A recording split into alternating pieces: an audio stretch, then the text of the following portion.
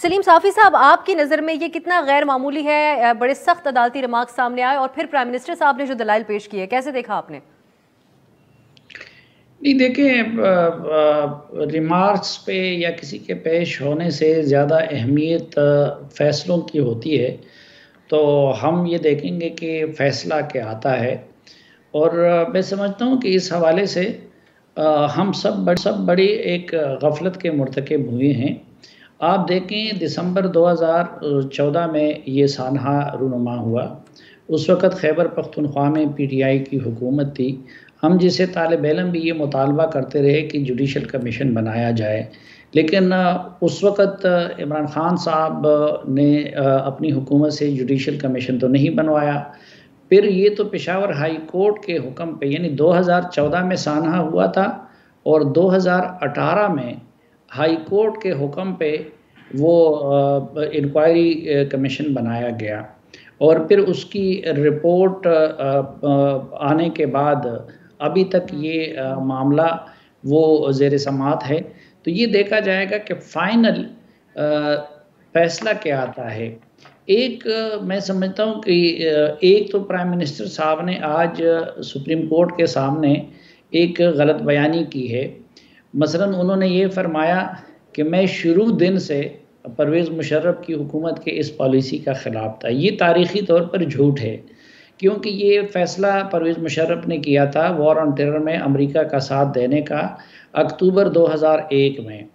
और हम जानते हैं कि 2002 के इलेक्शन तक इमरान खान साहब उनके न सिर्फ ये कि भरपूर हामी रहे, बल्कि रेफरेंडम में उनके लिए वोट भी मांगे।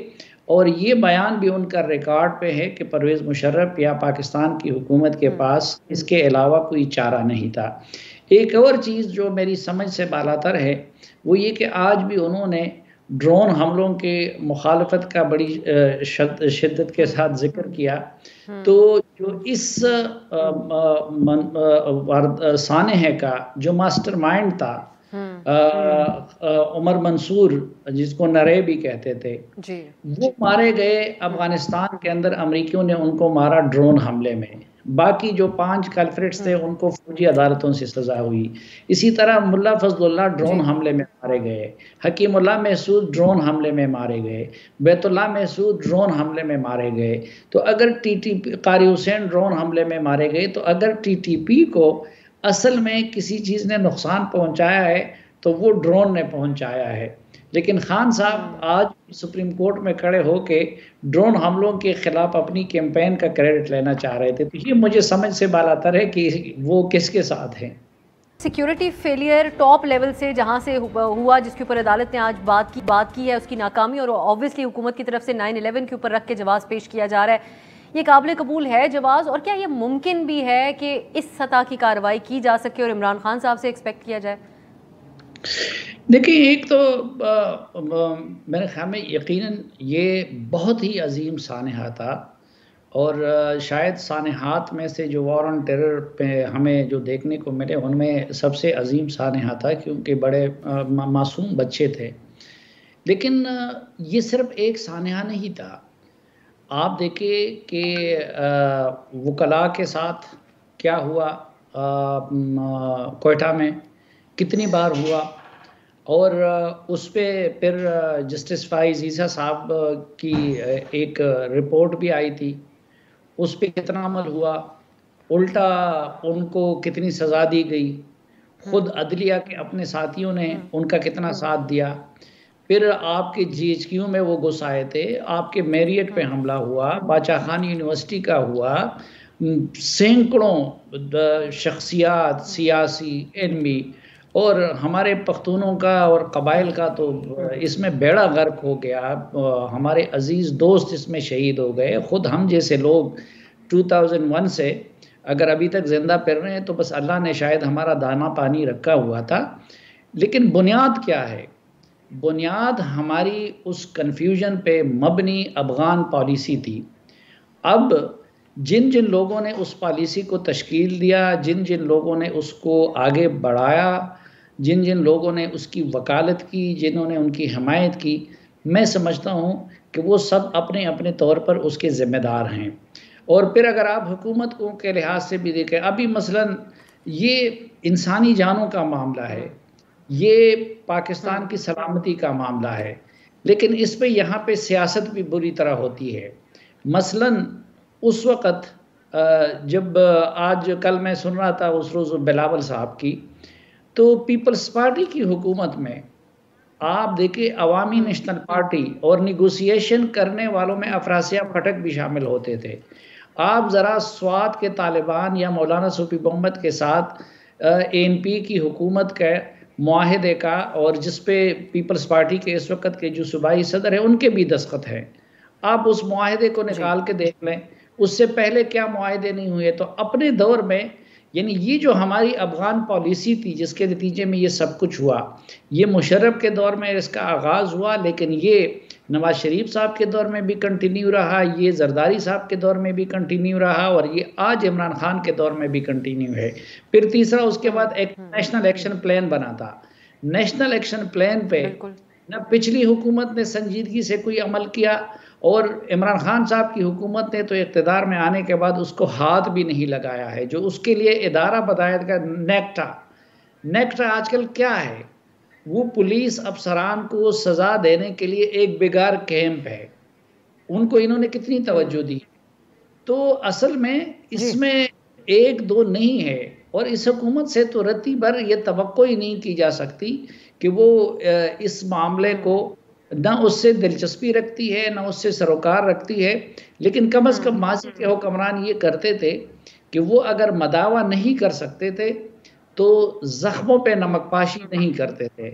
इमरान खान साहब का ये कमाल है कि उस वक़्त भी आपने देखा होगा कि ये वाक़या हुआ, और महीने बाद जब वो उधर गए तो इन्हीं लवाहिकीन ने उनके खिलाफ नाराबाजी की, क्योंकि उससे पहले कुछ इमरान खान साहब ने ऐसे कुछ किया था कि जो उनके जख्मों पे नमकपाशी के मुतरादिफ था। या आज भी वो जब इस तरह बेरुखी से कहते हैं कि जी पैसे तो हमने दे दिए हैं। और इसमें एक और भी बड़ा मसला है कि किसी भी हुकूमत ने, खुसूसन इस हुकूमत ने, उन लवाहिकीन को एतमाद में भी नहीं लिया, उनके सामने पूरे हक़ाइक़ भी नहीं लाए गए, उनको ये नहीं बताया गया कि भाई नरे के साथ क्या हुआ है, जो बाकी कल्प्रिट्स हैं उनके साथ क्या हुआ है। तो असल मसला स्टेट और उन लवाहिकीन या मुतासरी उनके दरमियान ट्रस्ट के फक़दान का भी है। अब आप ये बताएगा कि टीटीपी की इस वक्त क्या पोजीशन है, जब वो अगर मुज़ाकरात के टेबल पे बैठे हैं पाकिस्तान के साथ, जब अफगानिस्तान में तालिबान की हुकूमत है। और ख़बर आज की जो न्यूयॉर्क टाइम्स की जिसका हवाला दिया हमने आगाज़ में, उसमें ज़बीउल्लाह मुजाहिद ये कहते हैं कि हम सरकारी सतह पर नहीं इंगेज करें, पाकिस्तान ये दावा कर रहा है। तो इस वक्त टीटीपी किस पोजीशन के साथ बैठा है पाकिस्तान के साथ मुज़ाकरात करने के लिए? अपनी क्या शराइत मनवा सकते हैं वो, या हमारी ज़्यादा मानेंगे? अब सर मैं थोड़ा सा वक्त फहद साहब से भी माजरत के साथ ज़्यादा लेना चाहूँगा इसके जवाब में। देखें, एक तो फहद साहब ने जो बात की ना, वो बिल्कुल दुरुस्त है कि आप अगर मुआहिदा करें तो उस मुआहिदा के होने से पहले कौम को और कौम के नुमाइंदों को एतमाद में लेना चाहिए। और अगर मुआहिदा ऐसा हो कि जिसमें आपके कौमी मफादात का ख्याल ना रखा गया हो, जिसमें आपके मुतासिरीन के ज़ख्मों पे मरहम रखने का कोई इंतज़ाम ना किया गया हो, तो फिर उसकी मुखालफत करनी चाहिए। अब तालिबान के साथ, टीटीपी के साथ तो कोई मुआहिदा अभी नहीं हुआ है, अभी तो प्रोसेस का आगाज़ हुआ है। तो मुतलक इंगेजमेंट की या बातचीत की तो आप मुखालफत नहीं कर सकते। वो तो हम इंडिया के साथ भी बातचीत की बात करते हैं। हाँ, इंडिया के साथ अगर कोई मुआहिदा ऐसा होगा कि जो पाकिस्तान के मफादात के मुनाफी होगा तो फिर उस पर एहतजाज करना चाहिए। दूसरी बात यह है कि देखें, अमेरिका ने हज़ारों तालिबान मारे थे और तालिबान ने उनको मारा था, लेकिन 1 साल तक जब उनके निगोसिएशन हो रहे थे, आप अगर पहली फुर्सत में उन सारी चीज़ों को पब्लिक स्पेयर में या मीडिया में ले आए तो फिर तो बात आगे नहीं बढ़ सकती। लेकिन जब मामलात मैच्योर हो गए तो फिर अमेरिका ने अपने कांग्रेस को और सेनेट को और बाकी लीडरशिप को एतमाद में ले लिया। तो अब जिस पे चीखो पुकार होनी चाहिए और जो अमलन सरेंडर था वो टीएलपी के साथ मुआहिदा है, तो उसको लोग भूल गए। और अब जब टीटीपी के साथ सिर्फ प्रोसेस का आगाज़ हुआ है तो उस पे ज़्यादा चीखो पुकार शुरू हुआ है। TLP वाली वो भी बात कीजिएगा। दूसरा मेरा जो एक ये सवाल था, इस पे आपका खास कमेंट मैं चाहती हूँ कि जब तालिबान की हुकूमत इसको ऑन नहीं कर रही है कि वो फैसिलिटेटर का किरदार बीच में सहूलतकार का अदा कर रहे हैं TTP के साथ मुज़ाकरात में, तो फिर ये किस तरफ इशारा करता है? और आज उनके FM यहाँ पे पाकिस्तान में के दौरे पे भी हैं। नहीं, मेरे ख्याल में पता नहीं ज़बीउल्लाह मुजाहिद साहब ने ये किस कंटेक्स्ट में बात की है। अब हकीकत ये है कि मैं तो शुरू दिन से ये अर्ज़ करता रहता हूँ कि TTP वो अफ़गान तालिबान से अलग कोई चीज़ नहीं है। उनकी जद्दोजहद, आज भी मेरा आर्टिकल छपा है और जिसमें मैंने सारा बैकग्राउंड दिया था कि ये शुरू हुआ था मौलवी नेक मोहम्मद से। वो अफ़गान तालिबान का हिस्सा थे और उन्होंने मुल्ला उमर की बैत की थी। फिर उसके बाद अगर बैतुल्लाह महसूद थे जिन्होंने इन सारे TTP को इकट्ठा किया, तो उनके लेटर पैड पे एक तरफ लिखा होता था अमीरुल मोमिनीन मुल्ला मोहम्मद उमर और दूसरी तरफ उनका अपना नाम होता था, और आज तक ये सिलसिला जारी है। जब फजलुल्लाह TTP के अमीर बने तो उसके साथ उन्होंने उनके अमीर की भी बैत की, और इस वक्त मुफ्ती नूर वली की जिस दिन बैत हो रही थी तो उसी दिन उन्होंने मुल्ला हिब्बतुल्लाह की भी बैत की। एक दूसरा, हम सबको पता है कि इस वक्त वो उनके सब अफ़गानिस्तान में हैं, उनके साथ बैठे हुए हैं। तो और अफ़गान तालिबान की वहाँ पे कब्ज़े के बाद मसलन पिछले कई सालों में TTP की शूरा का कोई एक इजलास भी ड्रोन की वजह से नहीं हो सका था। लेकिन जब से अफ़गान तालिबान की हुकूमत आई है तो उनकी मरकज़ी लीडरशिप के बैरे नोटिस में है कि 3 इजलास मुनक्कद हुए, और वो आज भी अपने आप को अफ़गान तालिबान के अमीर के हुक्म का पाबंद समझते हैं। तो एक तो ये है कि जो अफ़गान तालिबान है वो अपने आप को TTP के मामले से बरीउज़्ज़िम्मा करार नहीं दे सकते।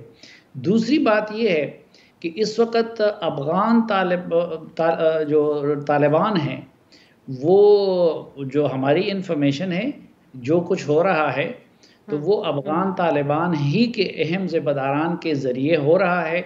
वो उनको हुकूमत का नाम दे या उनका इंडिविजुअल, इसमें कोई शक नहीं है कि अफ़गान तालिबान की इसमें इख्तिलाफ़ राय हो सकता है साफ़ी साहब धड़ों में इस टॉपिक पे। देखिए, अफ़गान तालिबान के अंदर भी मुख्तलिफ लहरें हैं।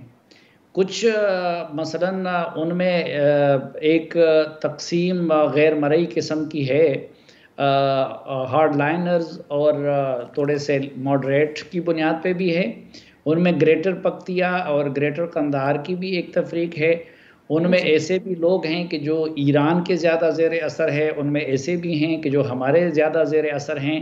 तो वो तफरीक तो है, लेकिन मेरे ख़्याल में ये जो कुछ हो रहा है उसमें तालिबान के अमीरुल मोमिनीन की कंसेंट भी हासिल है, और ज़्यादा बुनियादी किरदार जो उनके वज़ीर दाखिला हैं और जो तालिबान के नायब अमीर भी है सिराजुद्दीन हक्कानी, वो किरदार अदा कर रहे हैं।